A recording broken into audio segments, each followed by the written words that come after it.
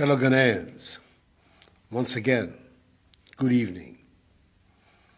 It has been 8 weeks since our nation embarked on a coordinated, enhanced response towards combating the coronavirus pandemic after we recorded our first 2 confirmed cases. We've taken the necessary measures of aggressively tracing, testing, isolating, and entreating infected persons and their contacts as a means of containing the spread of the virus amongst the population. Measures such as the temporary partial lockdown of Accra, Tema, Kumasi, and Kaswa, the adherence to enhanced hygiene and social distancing protocols, the ban on public gatherings, and the closure of our schools and our borders have imposed considerable difficulties on all of us. But I'm heartened that we appreciate that they are essential to save lives and livelihoods, and I thank all of you for your continuing cooperation. As of Wednesday, 6th May, a total of 135,902 tests had been conducted, with our country's total number of confirmed cases standing at the time at 3,091, with 303 recoveries and, sadly, 18 deaths. On Thursday, 7th May, 14,046 more tests were conducted, and this included the clearing of the last set of backlogs. Our total confirmed cases then rose to 4,012 positives, i.e. 921 new cases. Our recoveries stood at 323, 8 persons were critically ill, and deaths still at 18. It is important to stress that 533 out of the 921 new cases recorded between last Wednesday and Thursday are factory workers from a fish processing factory located in Tema.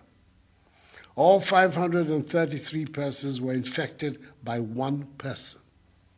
Again, let me reiterate that these new 921 cases were from backlogs dating as far back as 26th April and not necessarily over a 24-hour window.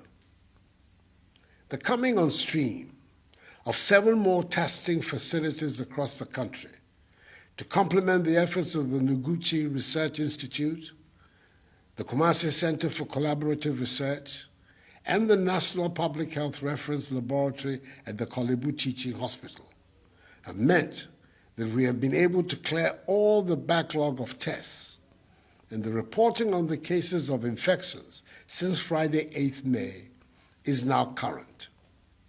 On Friday, a total of 5,253 tests were conducted, with 251 positives.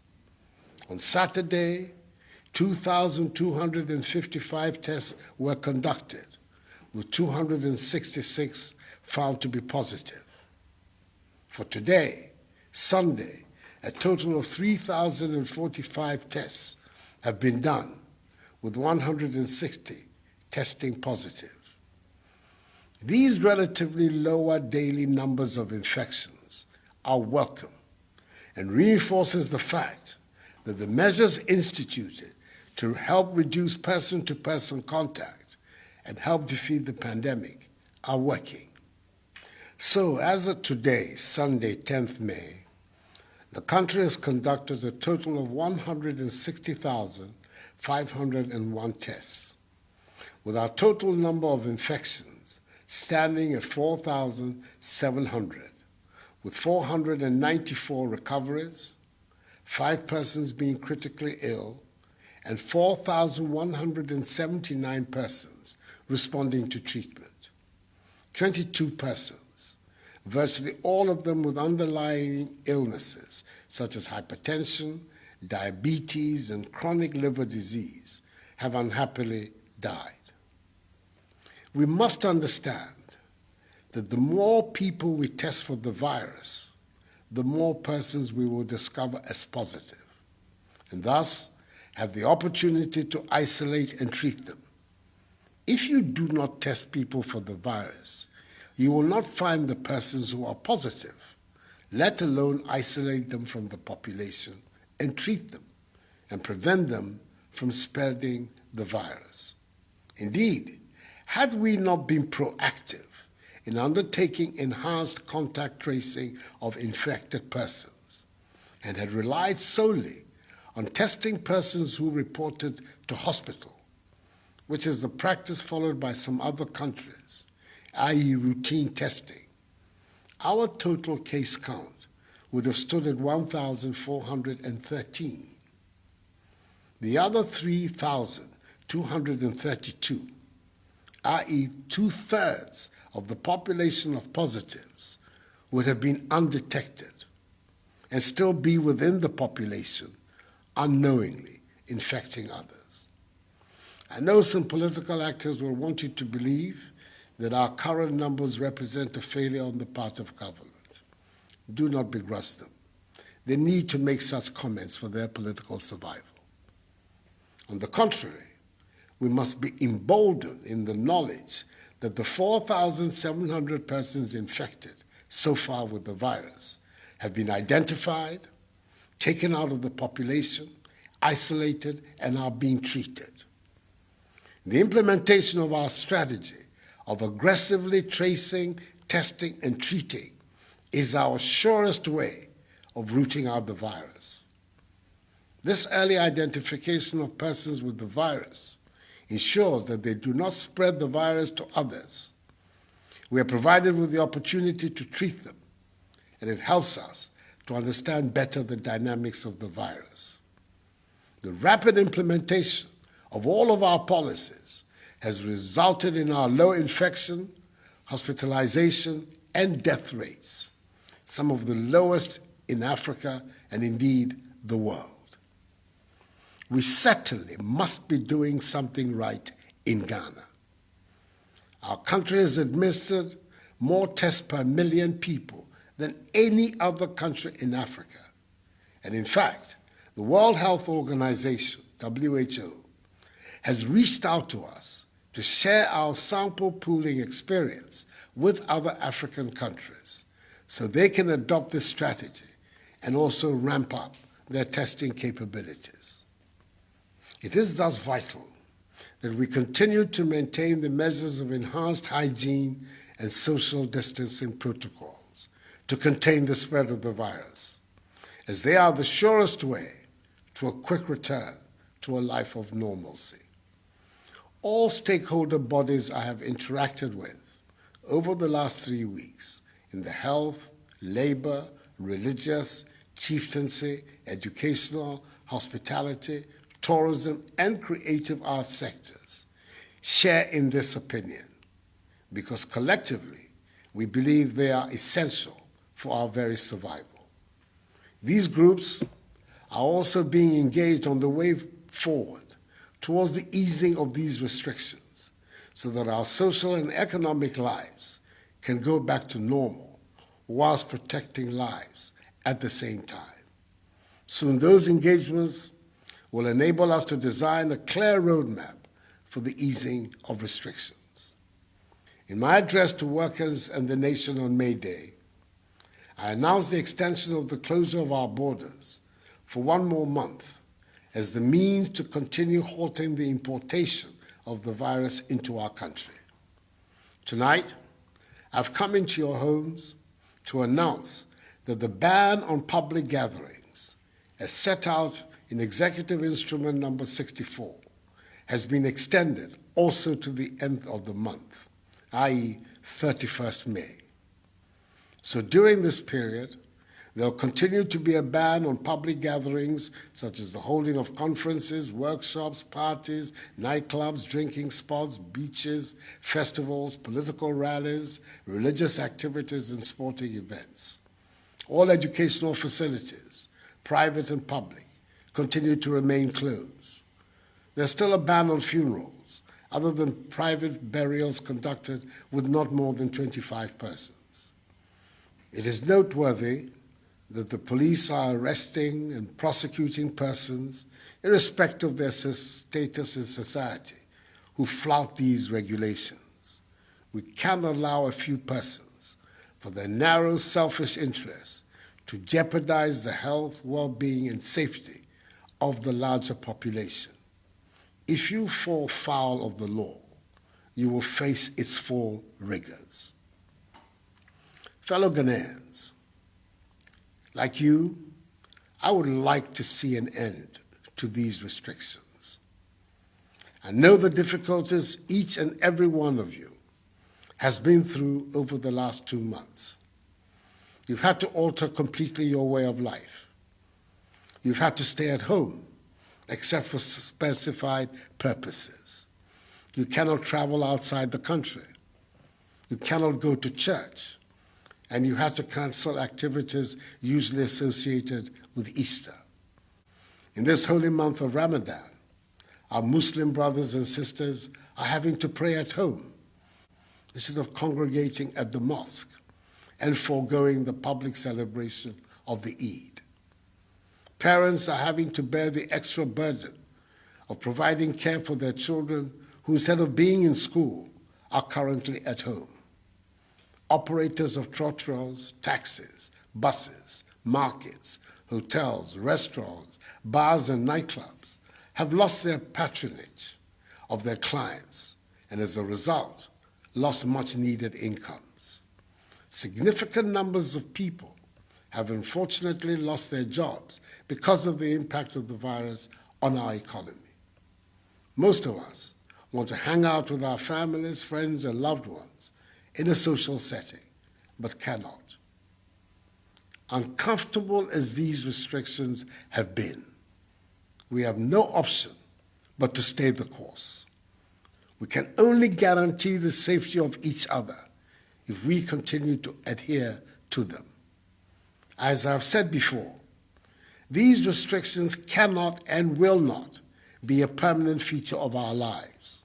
And shortly, I hope to announce the steps for systematically easing the restrictive measures to bring us back to normality.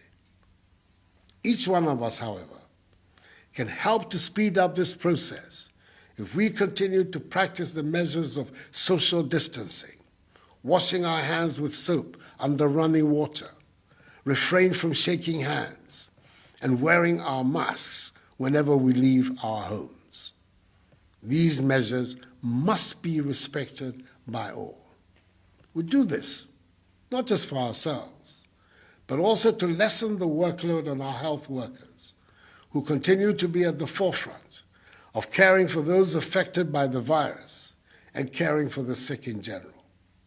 On our part, in addition to the incentive package instituted for all health workers, government has so far distributed the following to healthcare facilities across the country: 4,240,719 gloves, 2,576,333 nose masks, 60,823 goggles, 60,132 liters of sanitizers, 50,770 head covers, 41,992 gowns, 41,000 medical scrubs, and 30,783 N95 face masks.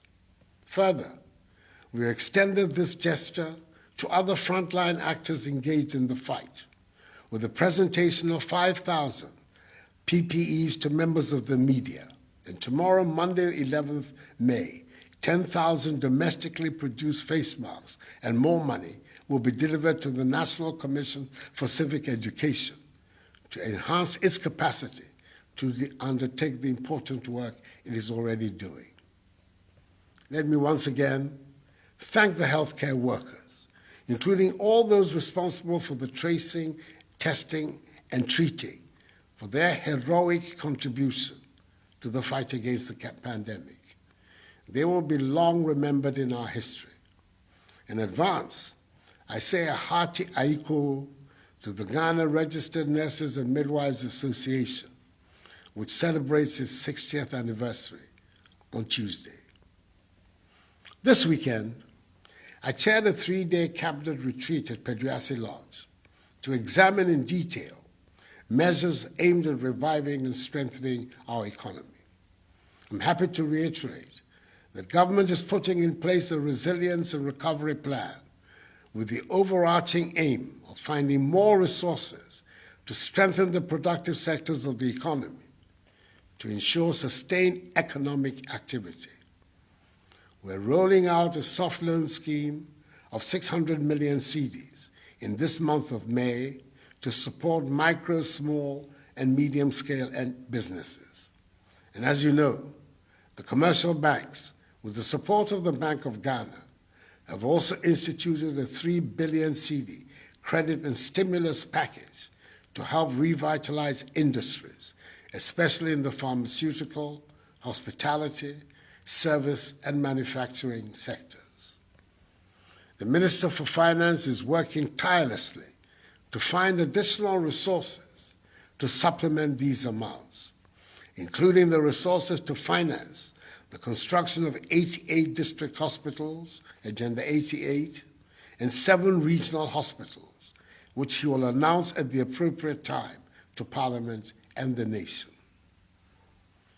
Before bringing this address to an end, it is critical that I raise one significant side of the fight against this virus, which has not been given enough emphasis, but has to do with a change in attitude that will impact on our lifestyles. That has to be one of the permanent legacies of the pandemic. We have to improve our hygiene, our fitness and exercises, our eating, generally our style of living, which will boost our immunity to disease and the virus. For instance, we're told that the key vitamins that fortify our immune system are vitamins A, B6, C, and E. Fortunately for us in Ghana, all of these can be found in many of our foods, such as oranges, kontomire, millet, cashew nuts, crabs, plantain, okra, dawa, brown rice, and mushrooms. Following a good diet, patronizing our healthy foods, exercising regularly, ensuring our personal hygiene, and improving our lifestyle habits should become part and parcel of our daily routines, which will help bolster our immune systems and help us in the fight against the pandemic. Fellow Ghanaians, this virus, as we have seen the world over, is no respecter of persons and has wreaked its havoc on every country on the planet. We can defeat it if we continue to look out for one another and remain each other's keeper. We're fighting a common enemy, and it is imperative that we do not allow religious, ethnic, or political differences to get in the way of certain victory. So we cannot allow a few persons who wish to use these differences to scuttle our collective fight to succeed. Over the course of our history as a people, we've had to overcome several trials and tribulations: slavery, imperialism, colonialism, tyranny, and dictatorship. And we have overcome them all so that, with the help of the Almighty, we are today building a free, independent state. A state that, despite the urgency of the crisis, is governed by democratic institutions and respect for fundamental human rights, especially freedom of speech. That is as it should be, for we are determined in our generation to realize the dreams of freedom that animated and inspired the founders of our state. I'm confident that we will overcome this pandemic as well. This too shall pass, for the battle is the Lord's. May God bless us all in our homeland, Ghana, and make her great and strong. I thank you for your attention, and have a good night.